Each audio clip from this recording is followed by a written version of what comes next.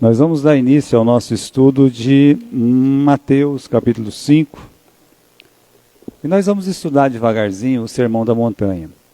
Então, eu peço que você abra no capítulo 5 do Evangelho de Mateus.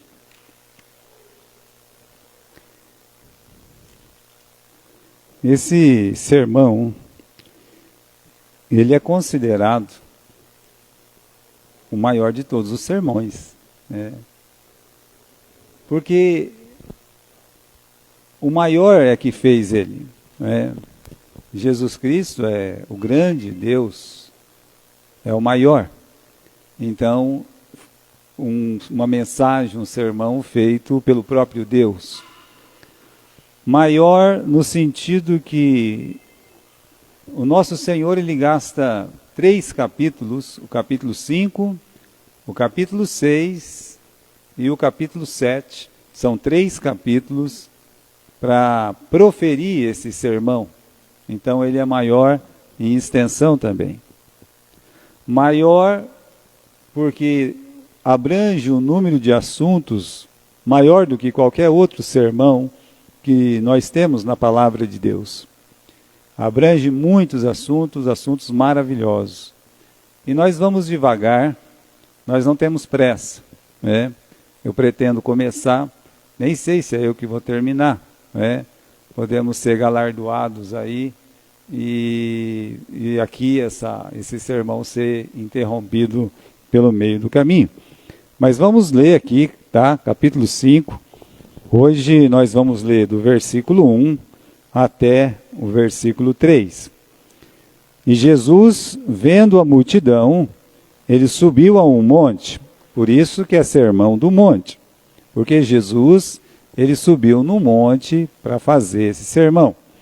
Continuando, e assentando-se, aproximaram dele os seus discípulos, e abrindo a sua boca, os ensinava, dizendo.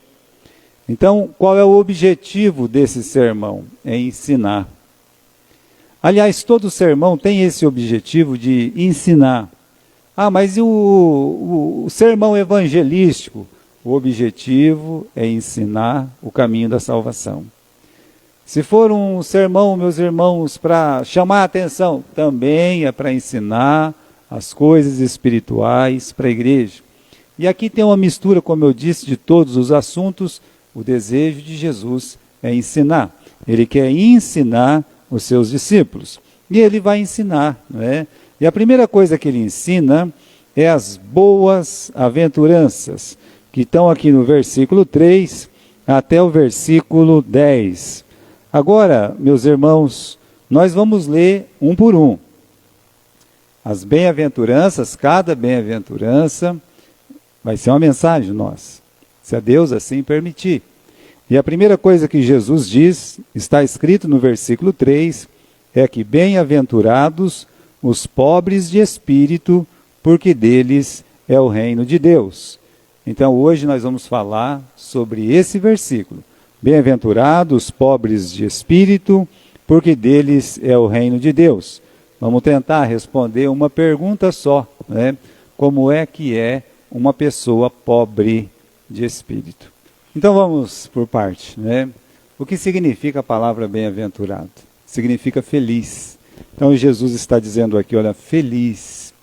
Feliz por quê? Final do versículo 3. Porque essas pessoas, é deles o reino de Deus. Mas quem é feliz?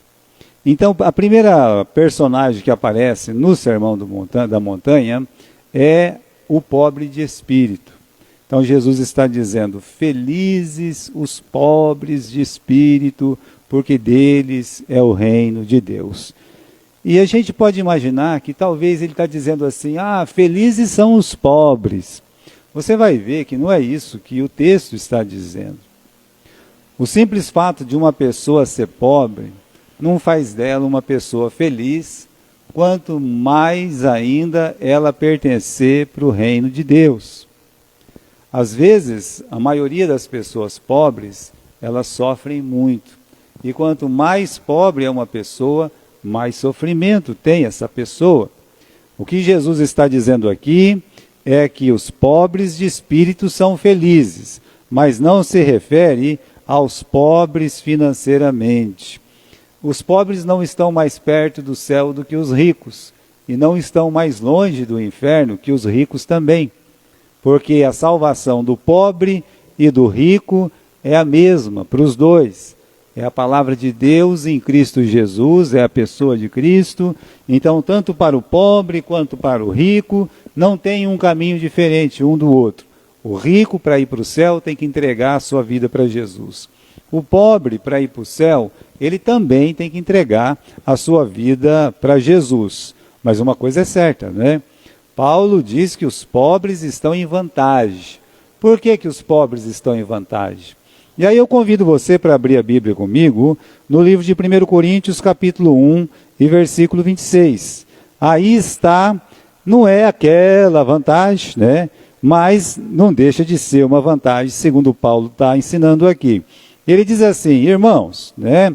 Preste bem atenção na vossa vocação, ou seja, preste atenção no chamado. Preste atenção no chamado, tá? E versículo 26, que não são muitos os sábios segundo a carne, não são muitos os poderosos, nem muitos os nobres que são chamados. Então aqui, irmãos, as pessoas consideradas sábias, quando nós falamos de pessoas consideradas sábias, nós estamos falando daquelas pessoas que acham que sabem mais porque eles talvez estudaram mais. E uma pessoa que estuda mais, ele acredita na cabeça dele que ele sabe mais do que todo mundo, então ele acha que um simples pregador da Galileia ou aquele homem da Galileia, o pobre de Nazaré, o Jesus, por exemplo, não tinha nada para ensinar e nada para oferecer para ele. Então Paulo está dizendo assim, olha, não são muitos os sábios, segundo a carne, também não são muitos os poderosos. Quem são esses poderosos? São realmente as pessoas que mandam neste mundo. Existem pessoas que simplesmente eles mandam no mundo. Por quê? Porque eles têm muito dinheiro, eles têm muitas posses. E essas pessoas, de certa forma, eles mandam. A palavra de Deus, né, está dizendo aqui, os poderosos deste mundo. Então, eles com dinheiro, eles podem comprar uma ilha, eles podem comprar um iate, eles podem comprar até um país, se eles quiserem, eles podem comprar. Como acontece aí muitas vezes com esses Soros, né, que acaba mandando e desmandando em muitos lugares. E ainda fala mais, também não são muitos os nobres. Os nobres são aquelas pessoas que não são nem poderosos e nem sábios, mas parece que já nasceu financeiramente já bem afeiçoado, eles estão bem e coisa e tal, então faz parte da elite lá. Olha, essas pessoas, dificilmente o evangelho consegue encontrar um lugar no coração. É difícil.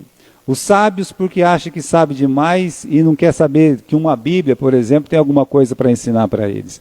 Os poderosos porque acham que não precisam de Deus. E essas pessoas aqui, os nobres, elas praticamente rivalizam com a nobreza da palavra, a nobreza de Cristo. Então, de fato, os pobres têm uma vantagem porque a necessidade, porque aquela vida dura, e a pessoa no sofrimento, sabe, tendo que lutar, não sabe se vai comer amanhã, se não vai comer. Então, quando ele não sabe se vai comer no outro dia, ele lembra de Deus. Ele falou, oh, Deus, tem misericórdia de mim. Então ele está nessa vantagem. O poderoso não precisa disso. O sábio não precisa disso. E também o nobre não precisa disso. Por isso, Paulo está dizendo que, versículo 27, Deus escolheu as coisas loucas deste mundo para confundir as sábias, e escolheu as coisas fracas deste mundo para confundir as fortes. Deus escolheu as coisas vis deste mundo e as desprezíveis e as que não são, para aniquilar aqueles que são. Ou seja, geralmente quando Jesus andava, caminhava no seu caminhar diário, quem ia atrás dele, quem realmente se convertia, o grosso, a grande maioria, eram pessoas pobres. É isso que Paulo está dizendo. Mas o simples fato de ser pobre não leva ninguém para o céu e nem deixa a pessoa longe do inferno. O fato da pessoa ser rica também não leva ele para o inferno. E ele está na mesma distância, meus irmãos, do céu do que o outro, que é só a porta, é só abrir a porta. A porta é Jesus. Então, definitivamente, quando você lê lá, vamos voltar, no capítulo 5 e versículo 3, bem-aventurados pobres de espírito, não se refere aos pobres financeiramente. Está falando aqui dos pobres de espírito. Os pobres financeiramente, eles precisam tanto de Jesus quanto os ricos financeiramente. Veja, estava conversando com o Brendo. A vida, às vezes, ela muda da água para o vinho, em questão de dias, em questão de momentos. Quando você pensa que não, pronto, tudo está mudado. Você imagine que talvez você morasse lá na Ucrânia, né? E você fizesse parte daquele país que é considerado um dos maiores países da Europa. E que até 30 anos atrás, ela era realmente uma potência militar porque fazia parte da União Soviética. Imagine que eles, em 20 anos, eles cresceram financeiramente. É só você ver os times de futebol deles, vai aqui, compra jogadores nossos e tudo mais. Tem um poder aquisitivo muito grande. E de repente você já tem quase 2 milhões de pessoas fugindo de lá, somente com a roupa do corpo. Ou seja, quem consegue fugir de um país são pessoas abastadas. Os pobres não conseguem fugir do país. Não tem como ele sair de viagem, sair carregando. Não, calma, espera. Não é assim que funciona. Eles ficam na casinha deles, ficam lá sofrendo. Na verdade, esses que são alguma coisa estão querendo fugir e da noite para o dia eles estão vivendo num processo de mendicância. Eles acabam ficando pobres. Por isso, meus irmãos, a pobreza é um estado. Mas a pobreza, ela não é um estado espiritual, né? A pobreza é um estado financeiro, assim como a riqueza. Então, o fato da pessoa ser pobre não quer dizer que ela vai para o céu. Na verdade, a maioria das pessoas que são pobres tem mais oportunidades de chegar no reino dos céus. Por quê? Porque a necessidade nos leva a olhar para Deus. É por isso. Mas aqui se refere a quem? Aos pobres de espírito. Veja só, tem tradução que traz pobres de espírito. A minha aqui, no capítulo 5, versículo 3, está bem escrito aqui, pobres de espírito. Mas tem tradução que não está escrito pobre, está escrito o quê? Humilde. Os humildes de espírito, tá? Então, o que é uma humildade? Humildade é quando a pessoa reconhece a sua fraqueza e os seus limites, sem as pessoas ficar cutucando ela para saber. Ela entende a sua fraqueza, ela entende o seu limite, né? Ela não se gaba de quem ela é e nem daquelas coisas que ela tem, né? É uma pessoa que ela não precisa pisar em ninguém para crescer, subir na vida. Assim nós entendemos ser uma pessoa humilde.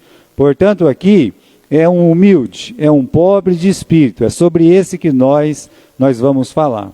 Então vamos voltar, vamos ler de novo. Bem-aventurados pobres de espírito, ou os humildes de espírito, porque deles é o reino de Deus. Tira esse versículo da Bíblia e coloca no dia a dia. Coloca no seu dia a dia. Coloca no coração dos homens, por exemplo, das pessoas, né? O mundo gosta das pessoas pobres.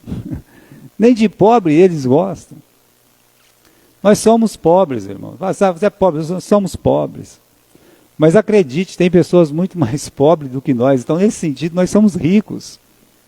Você nunca reclame da sua situação, porque comparado com a pobreza verdadeira, nós somos considerados ricos. Mas quando se fala de pobreza de espírito, ou seja, uma pessoa, né, humilde, uma pessoa nesse sentido, ela não é aquela pessoa altiva, soberba, o mundo também não gosta dessas pessoas. Porque não é isso que o mundo apresenta, né? O mundo gosta daquelas pessoas mais orgulhosas mesmo. Quer dizer, eu quero ser uma pessoa que eu não dependo de ninguém para viver. Calma, está vendo? Você está mostrando que essa palavra, pobres de espírito não serve para você. Eu sou autossuficiente, eu sou autoconfiante, eu sou autodeterminado. Bom, você está dizendo que essa palavra aqui não é para você. Porque essa autodeterminação, essa autossuficiência, essa soberba toda, essa altivez, a Bíblia diz que a altivez ela precede a queda. Então, não dá, não combina com o que a palavra de Deus está dizendo. Esse mundo gosta de pessoas que eles vão, que eles falam muito, que eles se apresentam como grandes. O mundo gosta disso aí. O mundo não gosta de pobres de espírito não, tá? O mundo ensina que você deve acreditar, você acredita em você mesmo, né? Você tem que entender que nessa vida você tem que ter tudo que você quer. Isso é uma forma de ver o mundo, de ver a vida, de acordo com o que Satanás, ele gostaria que as pessoas vissem. É por isso que ele levou Jesus lá naquele pináculo do templo, mostrou lá o mundo todo e disse, olha, tudo isso, esse mundo todo eu vou te dar se você prostrado me adorar. Estou te dando este mundo, mas o que as pessoas procuram não é ser grande neste mundo, e que é grandeza maior do que essa que Satanás ofereceu para o nosso Senhor, mas essa palavra é muito perigosa. Você tem que acreditar em você mesmo, tá? Eu acho que nunca, meus irmãos, você deve achar que você não é ninguém, que você não é capaz, que você é isso, aquilo, aquele outro. Não, eu não estou dizendo isso. Mas você achar que você não precisa de ninguém, é você achar que você não precisa de Deus. Você achar que você não precisa de ninguém, é você achar que aquilo que Deus criou, que é a igreja, não tem importância nenhuma. Que você não precisa de ninguém, da sua família, você não precisa da sua família cristã, que é a igreja. Você não precisa de ninguém. Então é muito perigoso quando a pessoa começa a pensar assim, e geralmente esses pensamentos ele vem quando a gente ainda é jovem. Eu não quero depender de ninguém na minha vida, né? Mas um dia você vai depender de alguém para a sua vida. O Pedro era assim, e vai, e acontece, chuta o balde, chuta o pau da barraca, e vai. O Pedro era assim, né? Se precisava lutar, ele lutava, se precisava pegar a espada, ele pegava, se precisava cortar a orelha do mal que ele cortava, se precisava empurrar, tacar fogo em alguém. Olha, ele era assim, o Pedro era assim. A última palavra que Jesus disse pessoalmente para o Pedro foi o seguinte, Pedro, hoje você pode andar sozinho, hoje você vai conduzir pessoas, mas vai chegar um dia, Pedro, que alguém vai pegar na tua mão e vai te conduzir. Meu maior temor dessas pessoas orgulhosas, altivas, é elas ficarem doentes.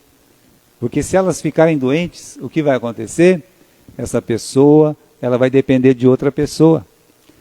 Vai depender lá do enfermeiro, quando estiver no hospital, mas quando estiver em casa, vai depender da sua família também. E porque, eu não fiquei doente, eu sou forte, mas um dia você vai ficar velho. E os velhos, querendo ou não, eu conheci, né, pessoas que com seus 50, 60 anos, e podia pegar um banco desse sozinho. Hoje não pode mais. Por quê? Porque chegou os dias. Aqueles dias que fala o livro de Eclesiastes, no capítulo 2, que o copo de prata acaba ficando pesado, tudo fica pesado. Por isso, meus irmãos, o mundo ensina isso. Pessoas humildes não têm valor aqui neste mundo. Simplesmente eles falam, essa pessoa aí é sem personalidade, um fracassado. É assim que eles vão pensar dos pobres de espírito, né? Um fracassado, uma pessoa sem personalidade. Então, como o outro tem aquela personalidade, então realmente ele é o bambambam. Sabe como é que é, né? Parece história para boi dormir. Parece até, irmãos, que a gente está inventando alguma coisa aqui, mas não está.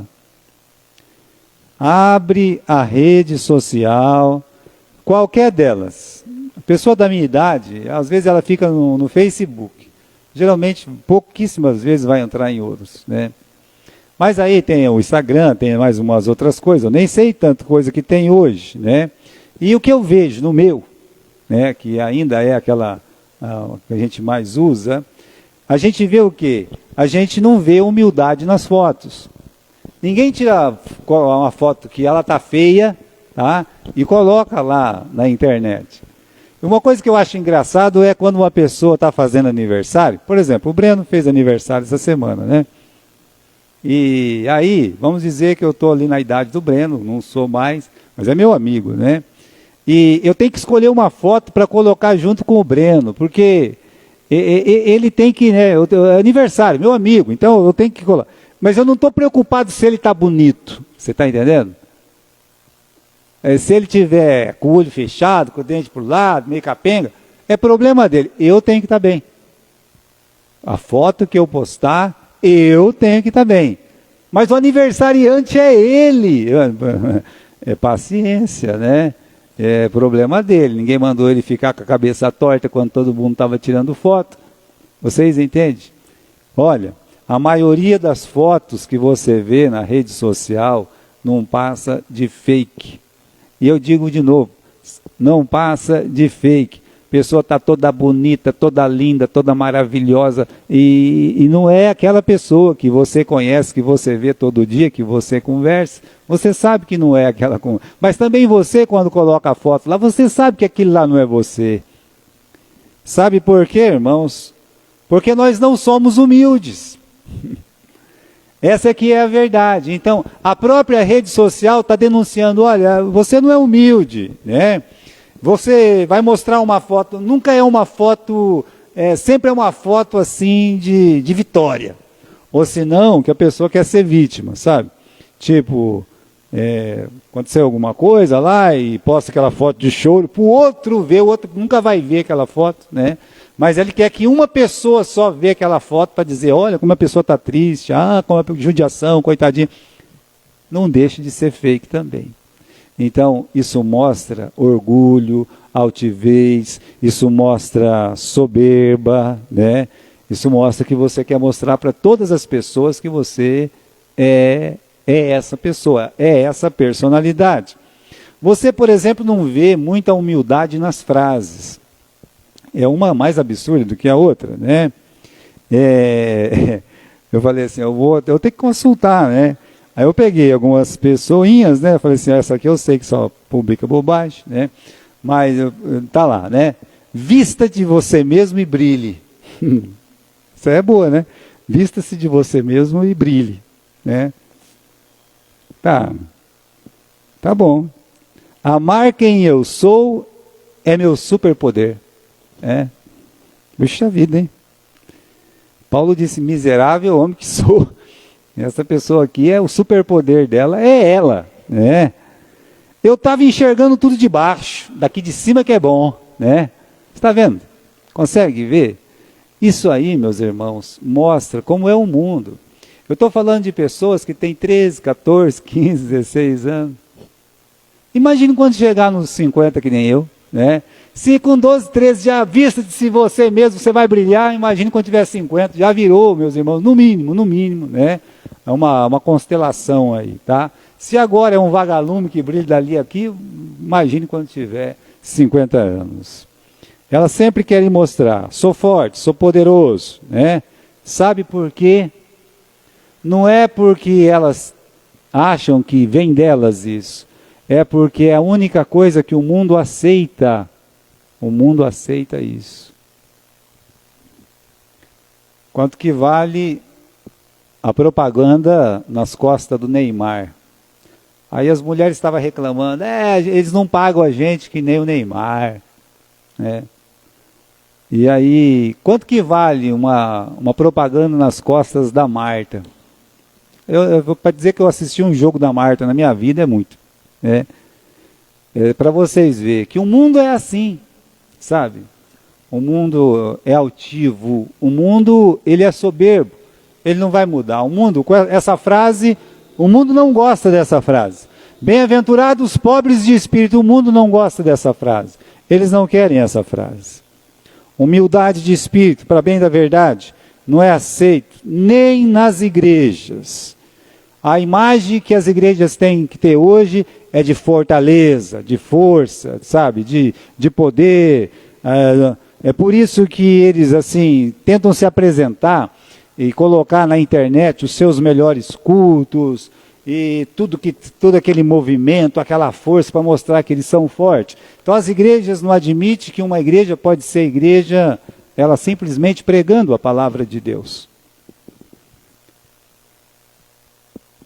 Eu lembro que uma vez eu fui, num congresso, esse congresso estava ensinando como ser uma igreja grande. Aí um pastor que nunca teve uma igreja grande, um pastor que era um mau receptor de outros pastores, disse, olha, para você ter uma igreja grande, você tem que ir na avenida mais importante da cidade, e você tem que alugar o melhor prédio da cidade. É disso que as pessoas gostam. As pessoas gostam dessa grandeza, elas querem estar lá dentro, para que elas gostam de ser grande. Então a igreja tem que ser grande, tem que pensar grande. Entenderam? Ele mesmo, coitado, fica pensando, a igreja dele é do tamanho da minha e falando essas bobagens. Mas o mundo é assim, tá? O mundo é desse jeito. A imagem de um pastor tem que ser aquele pastor poderoso também, que se veste bem, que fala bem, sabe? Todo mundo tem que estar muito elegante, ele, a casa dele, todo mundo tem que estar desse jeito, carro novo. Não pode morar em qualquer lugar, tem que morar no condomínio da elite lá. É disso que o mundo gosta.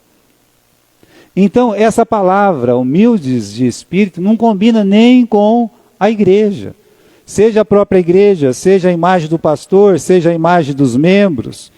Eles querem apresentar que são abastados, empoderados, fortes, sabe? É assim. Parece que tem uma disputa lá dentro para ver quem tem mais e quem pode mais e quem é mais importante.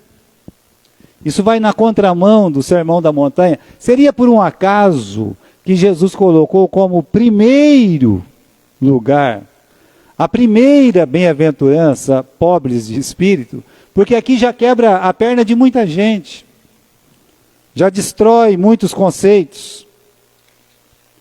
Quem ia querer aquela pobre viúva do seu lado, na igreja que Jesus estava, na sinagoga? As pessoas queriam ficar perto dos grandes, mas do lado daquela viúva, será que ela tinha um chuveiro para tomar banho? Me lembro de uma vez aí, o menino chegou na igreja, todo suado, fedido que só. Alguém olhou com a cara feia. Que carniça é essa aí, pastor? Rapaz, cala a sua boca, rapaz, fica quieto. Você fala demais. Falou só para mim. No final disse, ei rapaz, o que aconteceu? Fiquei para fora, pastor. Me trancaram para fora e eu queria vir na igreja, eu vim na igreja do mesmo jeito. Esse é um pobre de espírito. Esse é um pobre de espírito. Ele tinha um motivo para não vir, não é? Mas ele achava que vir na igreja era mais importante. Então tem que tirar o chapéu para esse humilde de espírito. Bom, irmãos, o que não é ser pobre de espírito? O que não é? Não é ser tímido, fraco ou retraído. Muitas pessoas são tímidas, fracas e retraídas, mas elas podem ser pobres de espírito ou não, tá? Mas o fato de uma pessoa ser tímida, retraída ou fraquinha, não significa que ela é uma pobre de espírito. Porque muitas pessoas apresentam essa natureza. E não é uma péssima natureza, nem uma ruim natureza. Pelo contrário. Muitas pessoas assim costumam ser amigos de verdade. Costumam ser pessoas sinceras. Pessoas que vão te ajudar na hora que você mais precisar. Você sabia disso? Mas não quer dizer que elas são pobres de espírito. São tímidas sim, são fracas sim, são retraídas. Mas não quer dizer propriamente que são pobres de espírito. Não são aquelas pessoas praticantes da falsa humildade, aquele farisaísmo disfarçado. E chegar na igreja do lado do publicano e dizer, ó Deus, graças te dou como eu não sou como esses publicanos. Eu dou o meu dízimo, eu faço isso, eu faço aquilo, oro não sei quantas vezes, jejuo uns tanto mais, né? E acaba com a pessoa do lado dele. Isso aí é ele se julga pobre de espírito, mas é um falso uma falsa humildade.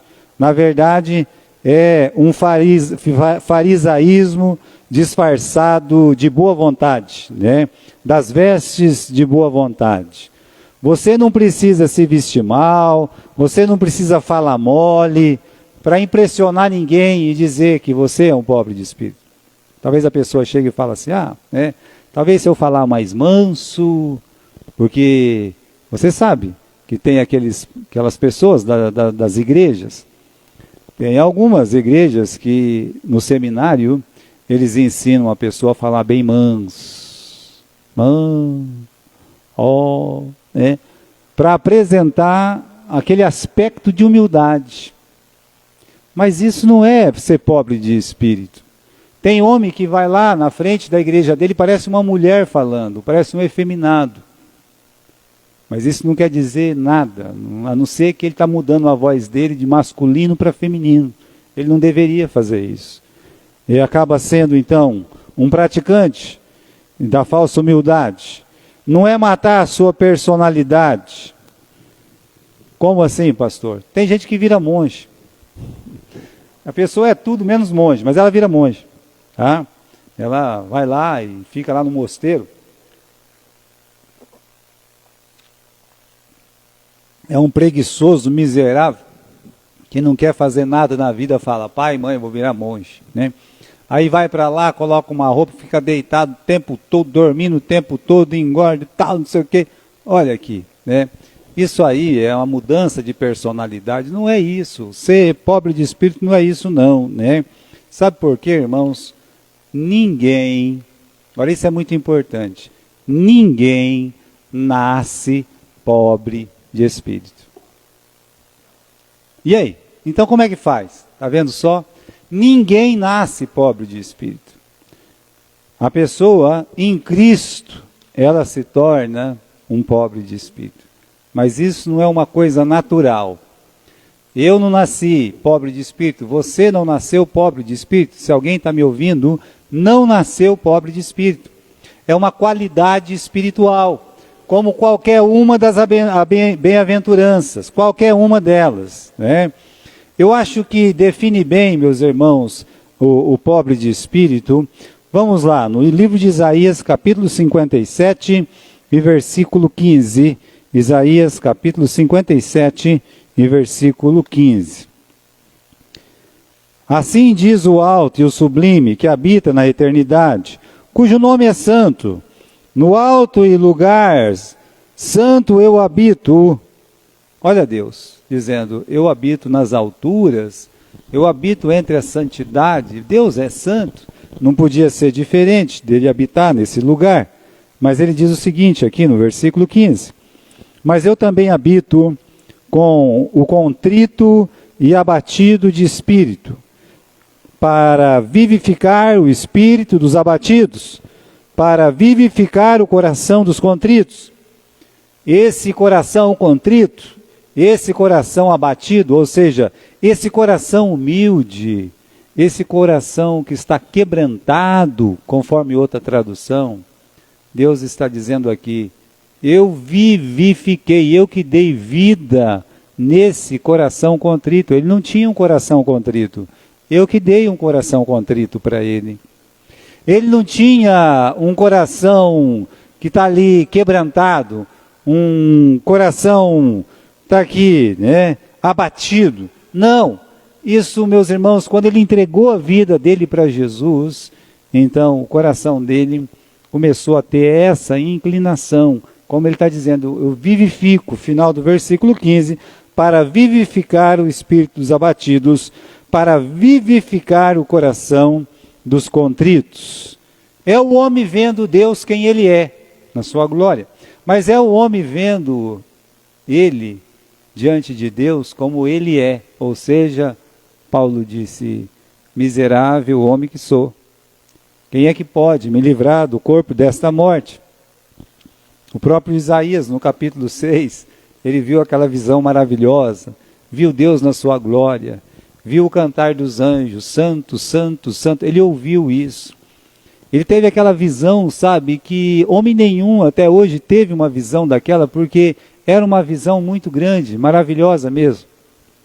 E quando ele teve aquela visão, no capítulo 6, até você pode ir comigo, nós estamos aí em Isaías mesmo, né? Não custa nada a gente chegar lá no capítulo 6. Versículo 4, 5, né? Quando ele viu aquela glória toda de Deus, ele diz no versículo 5, então eu disse, ai de mim, porque eu estou perdido, porque eu sou um homem de lábios impuros e habito no meio de um povo de impuros lábios. Os meus olhos viram o Senhor, o Rei dos Exércitos. Veja só. Ninguém teve uma visão maior que a dele. E ele podia dizer, agora eu sou uma pessoa diferenciada, né? Agora eu vi o que ninguém viu. E ele podia dizer com toda a soberba, eu sou um homem de visão, eu tenho visão, eu sou um visionário, né? Mas ele diz o contrário, ele diz, ai de mim, pois eu estou perdido, porque eu sou um homem de lábios impuros. Sabe, irmãos, uma vez o Davi quis construir uma casa para Deus. E Deus disse, não, Davi, você não vai construir uma casa, eu vou te dar uma casa. E aí, o Senhor vai me dar uma casa? É, eu vou te dar uma casa. E ele disse para Deus, ai de mim, né? Quem sou eu para que venhas a mim, ó Deus? Quem sou eu? Quem é o Davi para que venhas a mim? O Davi, ele com certeza escreveu 50 salmos. Perdão, 75 salmos. Com certeza, é dele, está escrito, Salmo de Davi. 25 outros salmos é mais de 50% que é dele, sabe? Aí já seriam 100. E outros 25 provavelmente é dele. Seria mais ou menos 125 salmos. Os Salmos é o livro mais lido da Bíblia. Esse homem, que é o homem mais lido da Bíblia, seja por judeus, seja por cristãos, ele disse assim, Senhor, quem sou eu para que venhas a mim? Quem sou eu para que o Senhor venha a mim? Mas, irmãos, o exemplo mais claro que eu vi de humildade de espírito na Bíblia é daquele centurião. Jesus, ele tinha acabado de curar a filha de Jairo. E... Não, é outra passagem, não é? Um centurião chegou em Jesus e disse, Senhor, apressa-te, porque o meu servo, ele está muito doente, mas muito doente mesmo. E aí, então, meus irmãos, Jesus, ele foi, né? No meio do caminho, ele tinha mandado os empregados dele ir. No meio do caminho, ele mandou outra vez os empregados conversar com ele. E aí falou com Jesus, né, e disse, Senhor, né, eu sou um homem que mando e desmando. E as pessoas obedecem à minha voz. E de fato, o centurião era o homem mais importante da província. Ele tinha sobre a sua autoridade 100 soldados. Sobre a sua batuta que passava todo o dinheiro, toda a mercadoria. Aquelas pessoas que governavam a cidade não tinham autoridade de um centurião. De tão forte que era um centurião. E ele disse, eu mando uma pessoa aí, ele vai. Eu mando uma pessoa voltar, ele volta.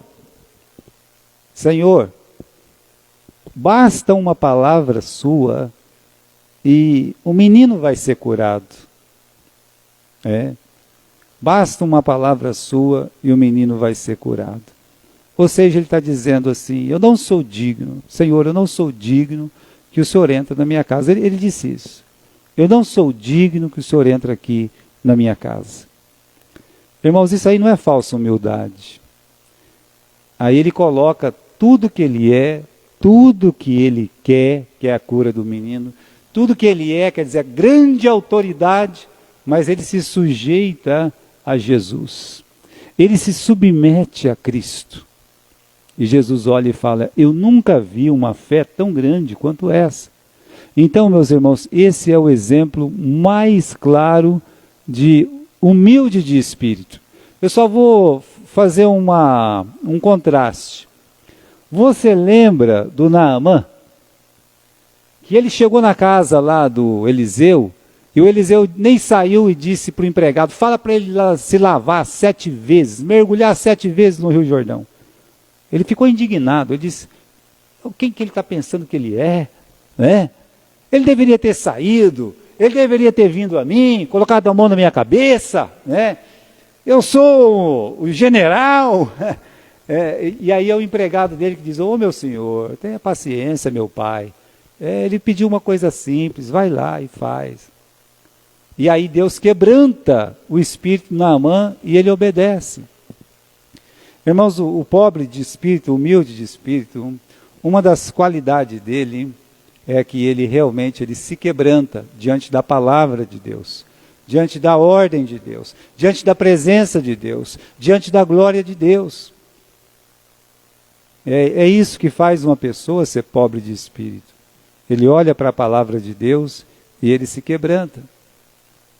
De repente, pode ter um aspecto de humildade, mas diante da palavra de Deus a pessoa é resistente, soberba. Então ele não é pobre de espírito. Os fariseus não se curvaram a Jesus. E muitas pessoas que nem conheciam a Bíblia, quando viram Jesus, como aquela mulher lá, a cananeia, que disse: Senhor, até os cachorrinhos têm direito de comer da mesa do seu Senhor.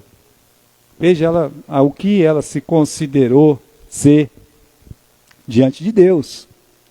Então é como nós vemos a Deus, é como nós nos apresentamos a Deus, é quando nós colocamos as coisas que temos, aquilo que somos, diante de Deus.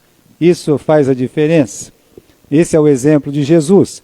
Lá o Paulo falou para os filipenses: Jesus, sendo em forma de Deus, não teve usurpação de ser igual a Deus. Antes tomou forma de homem, homem de dores. Esvaziou-se a si mesmo.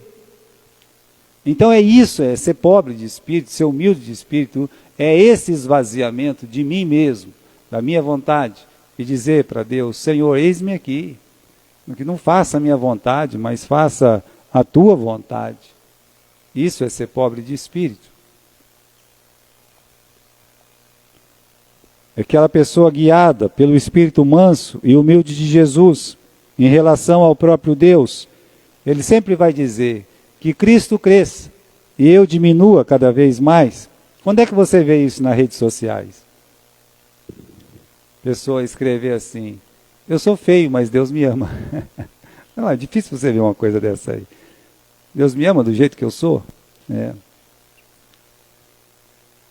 Em relação à sua posição na igreja, ou diante dos outros irmãos, Paulo disse assim, que ele era o maior de todos os pecadores. Ele apontou o dedo para ele mesmo. Geralmente nós apontamos o dedo uns para os outros.